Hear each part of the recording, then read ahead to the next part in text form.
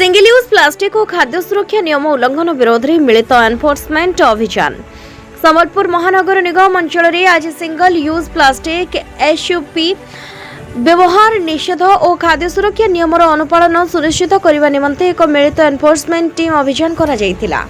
अभियान समय मोट 30 किलोग्राम सिंगल यूज प्लास्टिक जबत करा जायतिबा बेले एसयूपी व्यवहार पर उल्लंघनकारी 14,100 टंका जरिमाना आदाय करा जायछि। होटेल और खाद्य प्रतिष्ठान गुड़िकरे जांच समय नियम उल्लंघन जोगु Antapali Puja sweets kitchen and Indian hotel मोट 2टी होटेल को सील करा जायछि।